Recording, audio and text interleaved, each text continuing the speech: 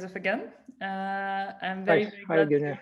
see you for quite since well, it's been a while, right? I don't think we had the chat, but Yes, it's been a strange time. Yeah, I didn't absolutely. travel much. Yeah. Yeah, but I was, when we started this series of interview, we called Houston, we have a question.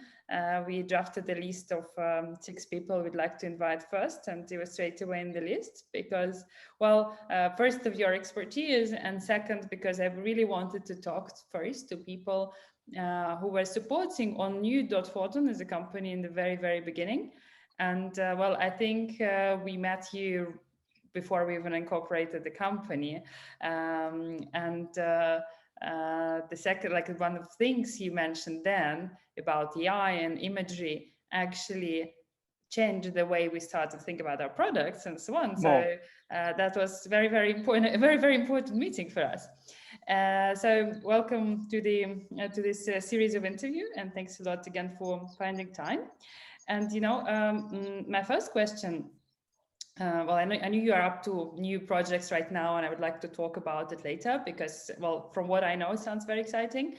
But I would like to talk to you about something you did for sure before with Gamaya, but I think it's as well with like yourself, just as personality, because from what I heard or read in an interview or know from our personal communication is that you truly care about sustainability and technology together. And well, if I think about these 2 concepts, I say straight away, remember, well, your talks or pitches about precision agriculture, for example, or this kind of things. And it's true that on one side, we have a lot of sustainable initiatives and a lot of technologies which can help us to be sustainable. But what I feel or see so often is a lot of inertia, because we have to deal and change people's habits and educate and so on and so on. And I would like to talk about this part first, because I remember you traveled to Brazil to talk to the farmers, and at the same time you were talking to the super techiest, the most advanced people in the world, probably. How does this too much, and is this inertia a roadblock to push forward technological sustainability? Right.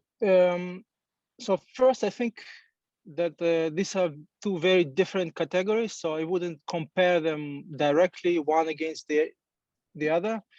Technology is a tool, or in our case, it's a stack of very sophisticated, advanced tools that have been developed to achieve certain goal. And using technology, you can achieve anything. You can annihilate all life on Earth using technology, and you can use it to achieve sustainability.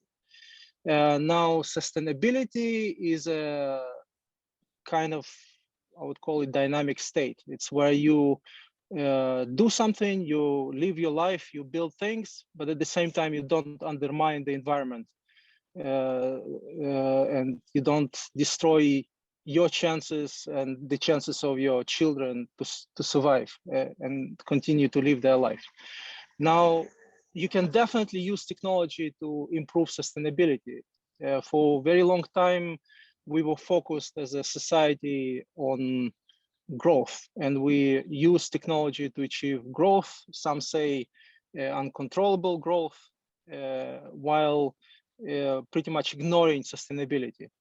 And now we will have to somehow reckon with this situation, and we will have to shift our focus, or maybe not, and then we will disappear. So we are now in the crossroads where we'll need to decide what to do next. And technology certainly, definitely will play a very big part of that. Now, technology in terms of challenges, real sophisticated technology is always very difficult to develop. The development is always riddled with challenges and roadblocks of all sorts. And I think right now the innovation and development of technology is going in a neck-breaking speed. It's faster than ever. but it doesn't change the fact that it's still every step is very difficult and challenging. There's a particular challenge with this where technology meets sustainability is that historically it's been very difficult to mobilize resources for technology that was targeting sustainability, because the sustainability has much lower short-term return on investment as compared to growth. Just by definition, growth is growth. So it's very easy to sell this to potential investors. Sustainability is different, and even today, most of investment, I would say, without being too critical, that most of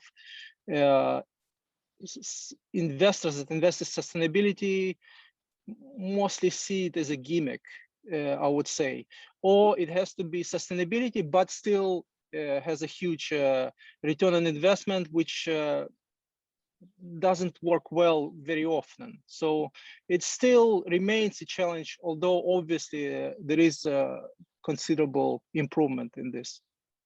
And this inertia, you don't think it stops? So it's rather the actual the unit economics, right, that doesn't work, or the economics in general, which doesn't push people towards there, rather than, well, that means that delayed return on investment, rather than the actual inertia of people of using it. I particularly in agriculture, actually, I don't feel that there is obviously there is some inertia. There's no denying that there is some inertia, but to a large extent, this is inertia not the biggest factor. The biggest factor is trying to deploy immature innovation and technologies, and the farmers don't like that. Farmers are very technically savvy, they're very, very smart, but they don't like gimmicks. And so all of these techies like myself, when we come up with all kind of fancy, gimmicky computer screen solutions, it does not, they are interested, they are curious, but then they try once and they try twice, and it doesn't really work the way it should. And this boundary between sophisticated technology and agricultural field is very difficult to cross, because it needs to be, the technology needs to be rock solid. It needs to be a tractor, and then there is no problem. Once farmers see the real benefit, even there are plenty of farmers that would go to a great extent to improve sustainability for the sake of sustainability. People understand that, but they don't like gimmicks. And so you need to come to farmers with a mature solution to a specific, clear, defined problem. And this is very much lacking in this industry, because people are coming from technical side, too enthusiastic about the computer skills, don't understand sufficiently well the real agricultural issue at hand, and this is the main challenge, not the I would say not the inertia of the farmer. Yeah, especially I think it's an interesting, because we as in tech world, we are always, I don't know, taught or pushed to release a product when it's an MVP, when it lacks functionality, and so according then for this market it doesn't work, right? This market should be mature and debugged and properly already, not an MVP but a fully functioning full feature product. I think in many industries this is a lot of people that use apps, the younger generation, they use apps because they like to use apps. They don't really expect any significant efficiency increase or sustainability increase out of using the apps. And so they're very the tolerance to bugs is very high, because they just enjoy using their smartphone, and that's it. If it doesn't do what it's supposed once in a while, it's not a big deal. But the situation is very different in industrial world, where people need to get their job done, right? They don't use these tools for the sake of enjoying using these tools. They want their job to be done. And this is the boundary that a lot of the techie companies underappreciate. And really, the level of maturity of some of these products. This has been a huge, I think, challenge for the drone industry, where this boundary between industrial use and the gimmick and a toy has been very much underappreciated. Well, probably the same can relate to the space sector, which brings us probably to my next question. I wanted to talk about the Earth observation and in general, the use of it, the hype around it, the future of it, according to you, because I know that you're very familiar with the topic, let's put it so. And I think indeed that was with the hype of the last few years, there are a lot of immature approaches which sound fantastic, but then sometimes don't work or cannot really develop to the level of maturity of this market and to the level of critical data their devices or the software is supposed to produce. And but my question was about more for image data, because that's I think probably one of the things we discussed when we met, you know, and the Earth observation data. We saw that huge hype started right in the recent years, and everyone says we're going to use it for everything, whatever you need. The solution is Earth observation. There's definitely a component of hype. And with Dotphoton, we deal a lot with it because, you know, we work with AI, we work with quantum, with Earth observation, autonomous vehicles, you name it, right? So all these fancy, hypey words are our daily life. And what's beyond, what's afterwards? What do you think will happen, and what the real technological and purposeful use of Earth observation data is to come? Earth observation is obviously a huge industry, very particular industry, with its own kind of quirks. The Earth observation industry has been for decades has been mainly funded by defense industry, and this developed a certain structure of the industry. It has been funded by governments and defense budgets, and obviously there was some substantial funding coming from scientific budgets, research, but most of it was defense. Now, as you mentioned, everybody is absolutely certain and clear, and I'm convinced this is true, that there are enormous potential of benefits, economic benefits that can come from Earth observation technology. The reality is that there are very few real commercial applications today exist. And this is indeed, to a large extent, a result of the legacy of the industry structure that has been funded by defense budgets, which means that the data, usable data, is very expensive and is structured in a way that is suitable for these defense applications. The financial equation of defense use cases are dramatically different from commercial applications. You have analysts, human analysts, that look at these maps and do certain observations. This is something that obviously you cannot afford for any practical commercial applications. So what will need to happen before any of this hype will come to fruition is that the commercial applications of Earth observation need to be fully automated. So this is a ideal. You can't possibly think of a better use for artificial intelligence. Machine learning is automated interpretation of Earth observation data. But there is a very big but.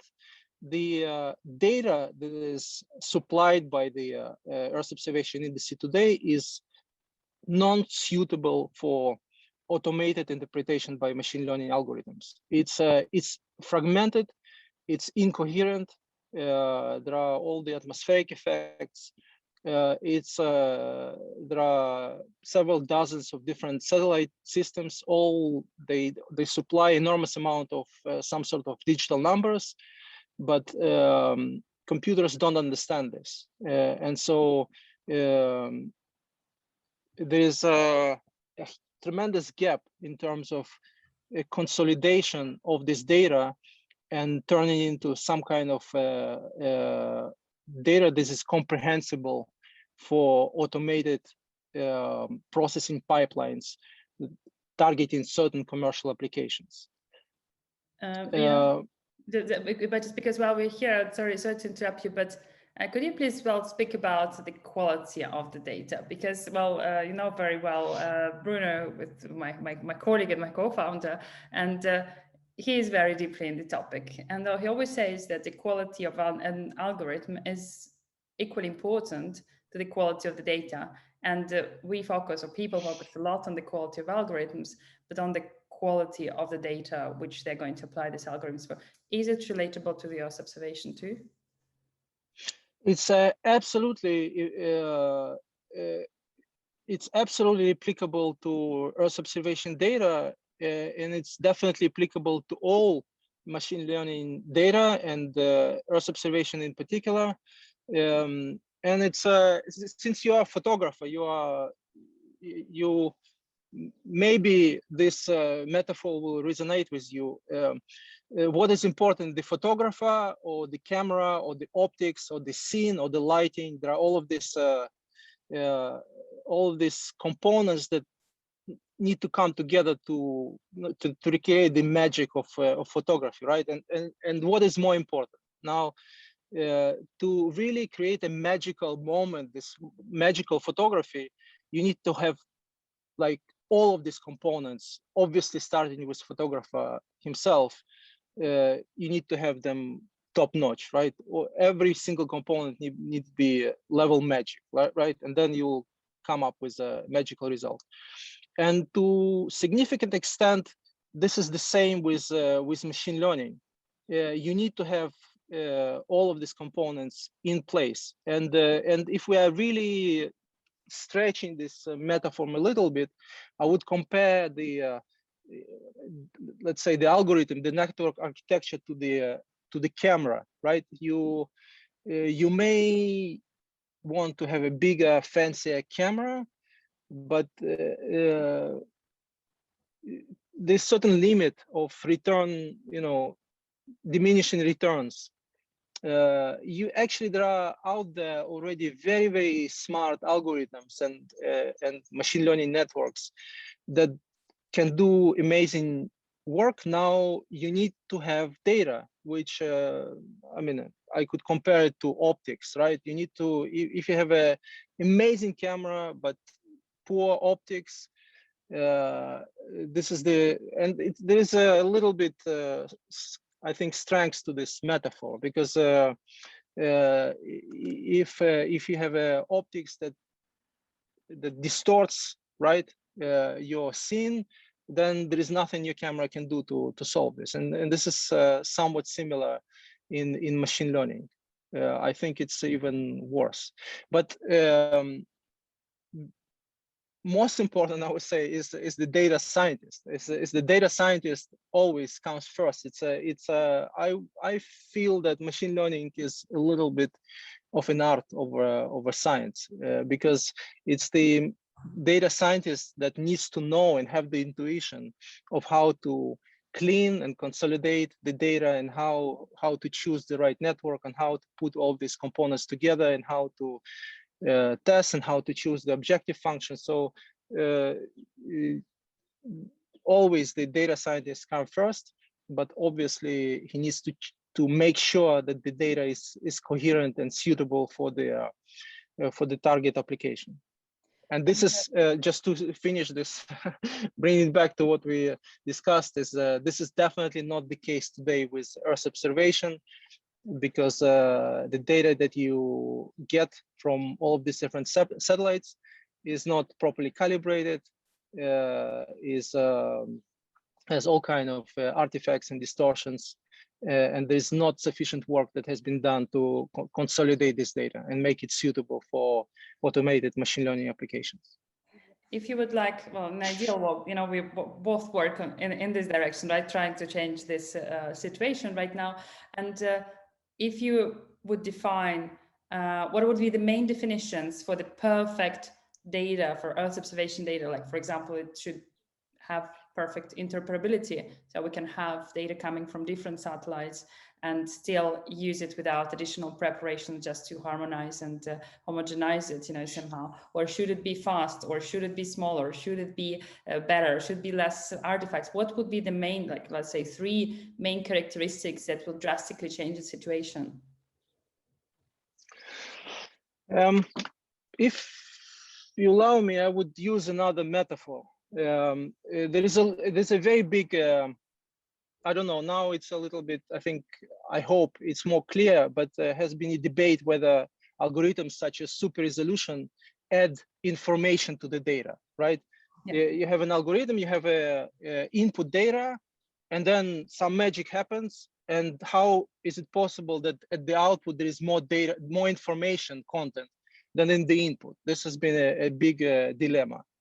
In my view, it's very simple, right? You go to the train station and you see a big clock, right? And you see it's 11 a.m., right? What does it tell you? It tells you very different things depending whether you know what the schedule is or not. If you have the time schedule for the train, it tells you a lot, right? If you know that there is a 11, there is a train, then or even if you know there's 5 to 11 train and you missed it, right? This is a big deal. If you don't know the timetable, then okay, it tells you the time of the day, but not that much. So this is exactly the same. It's more than a metaphor. It's the exact situation. It's a situation where you see a data point, and depending on what is your prior knowledge, you can determine different amount of information from the same data point, right? So now the question is, would it help you if you had a timetable from France, right, and you're in Switzerland? Not that much, right? And this is exactly the situation with, this is exact situation, not a metaphor, exact situation with any machine learning. If your prior doesn't exactly correspond to the data that the data point that you observe, then your prior is useless. And so your machine learning is useless if the statistics of your model, of your training data does not match data point. The only difference between timetable, a booklet, and the machine learning is that here you had to you spend several days standing on this platform and recording the arrivals of the train. This is the training process. However, if you did it in Paris and then you are standing in the train station in Zurich, it's not very helpful. And this is exactly the situation with Earth observation data or any data in machine learning for that purpose.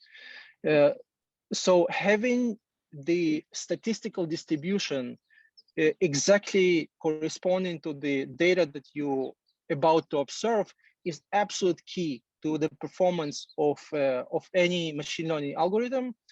And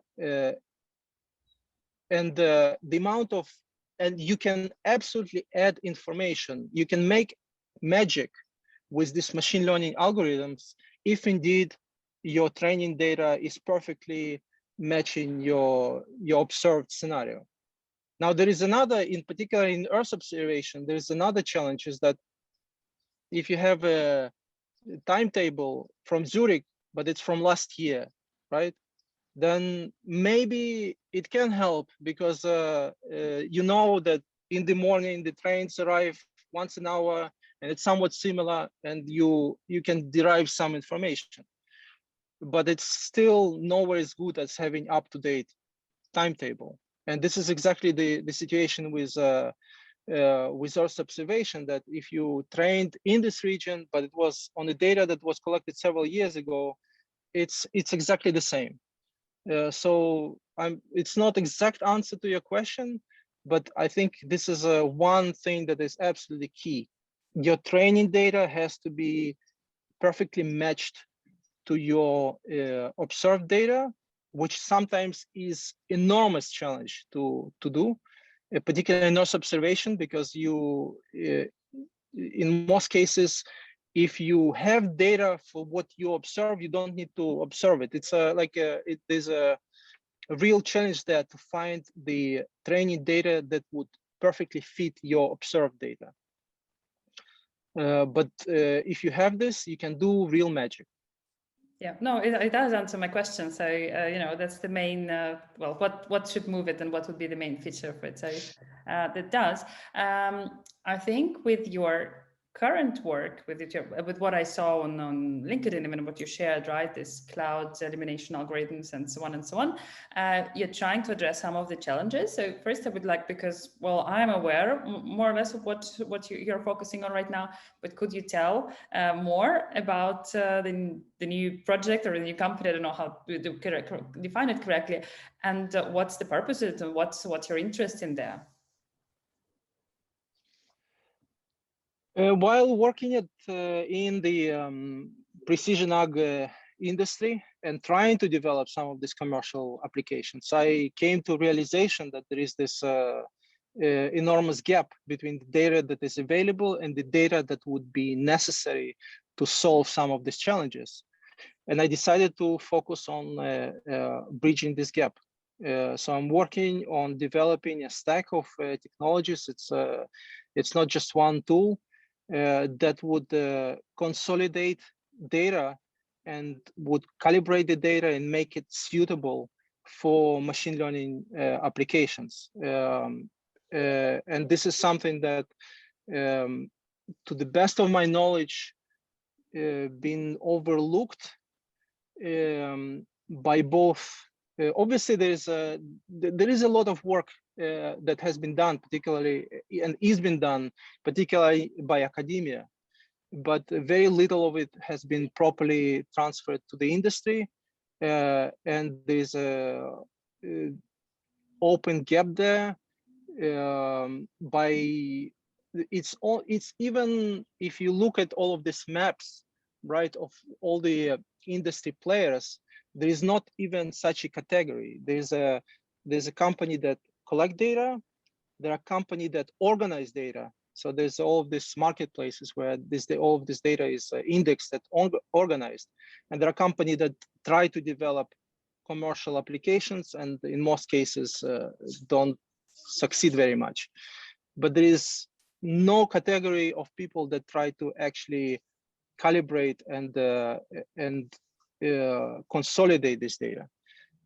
So that's how I see my mission. This is what I'm trying to do. That sounds really cool, because I know that there is no such category, because, well, we don't do fully what you do, but part of this job, right? And it's very hard to place yourself in this market, because indeed you are in the middle.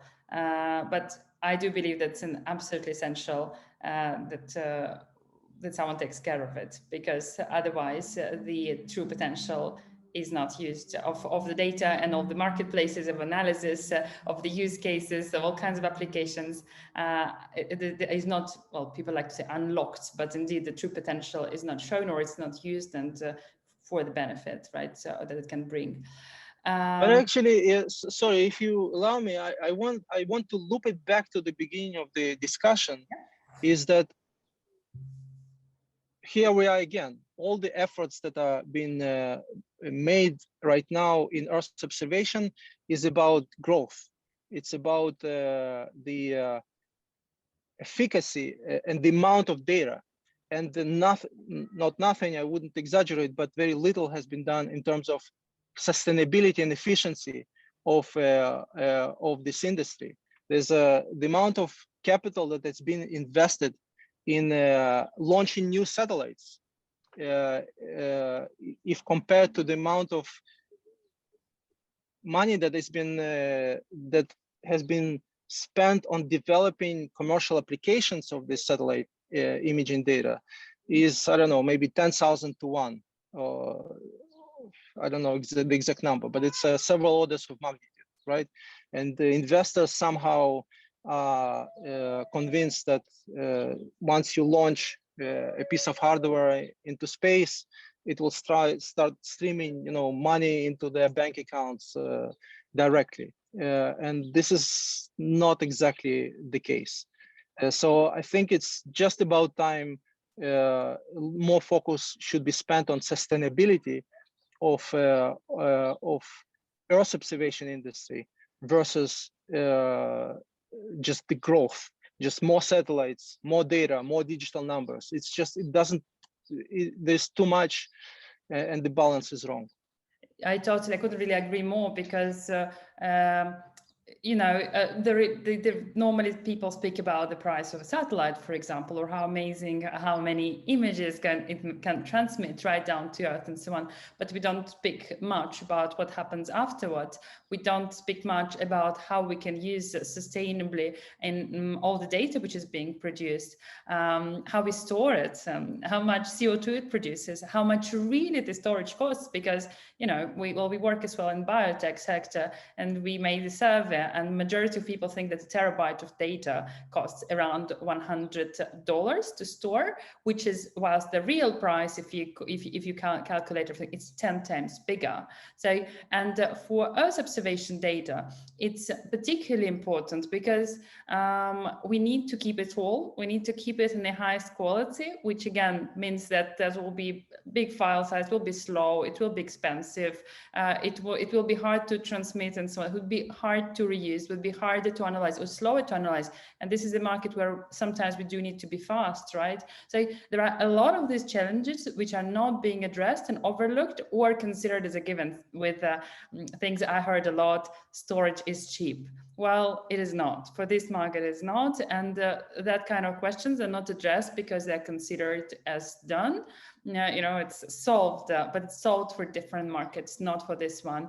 And the price of the infrastructure is satellite needs after starting producing data is 3 to 4 times at least more than the price of the device itself, right? So, and that's something which is not being addressed because, I think it's less fancy. It's, to say we launched the satellite sounds really cool, but to say we organized data management for all this for this satellite, it's a nice tool. So I think that unfortunately part of the hype as well is that people focus on beautiful things they understand or they like, or that's nice to showcase, but not on the real job, which actually afterwards is about to happen. Absolutely, I 100% agree. Oh, that's really, I'm really glad that you agree on this point.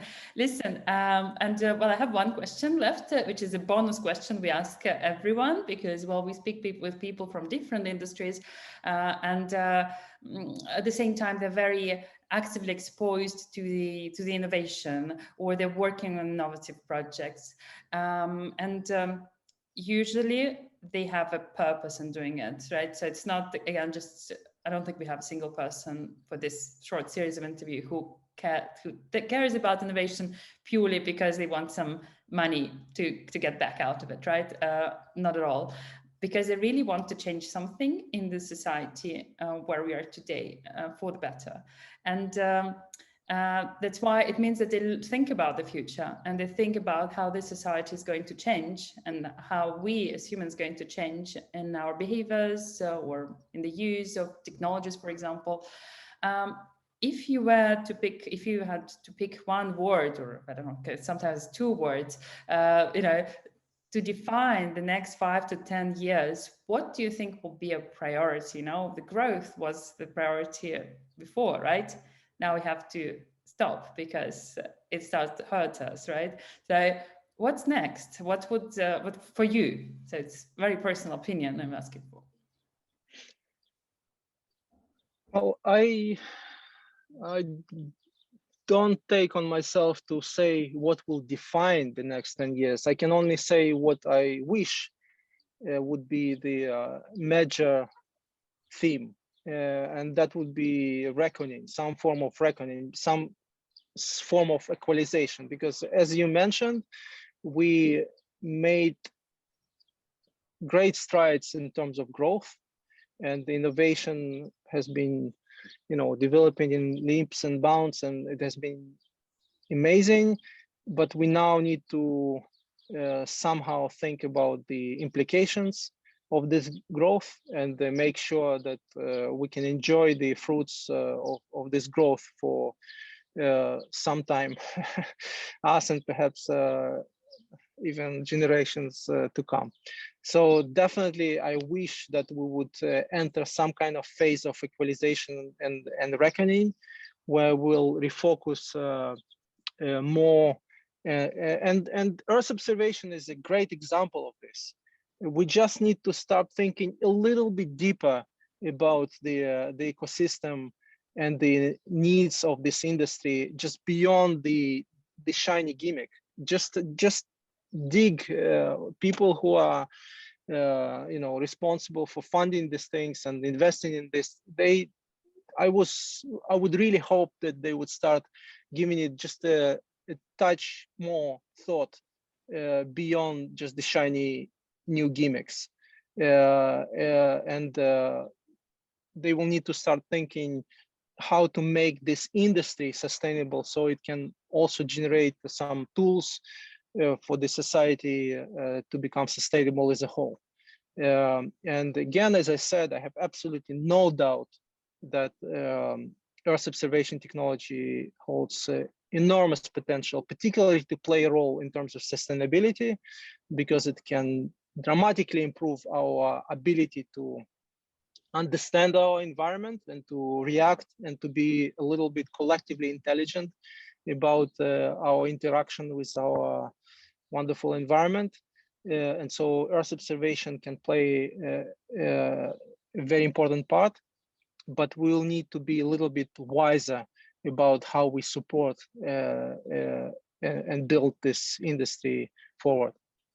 Yeah, well, indeed. So I hope we share this interview quite actively, and I hope some people who are, to take decisions in this industry will listen to this very wise words, because, well, I think it's totally true, and I would be very glad if it was change. I'm sure this change will happen. I just hope this change will happen faster, and we can still be part of it with our new companies or ideas and projects. So, well, thank you very, very much. It was very interesting to hear your opinion about all these topics. It's because your expertise, your knowledge and participation and all this spheres. It's very, very interesting, and I thank you for finding time to chat to me. Thank you. It was a real pleasure. Thank you, Eugenia. I'll just stop the recording and say you goodbye.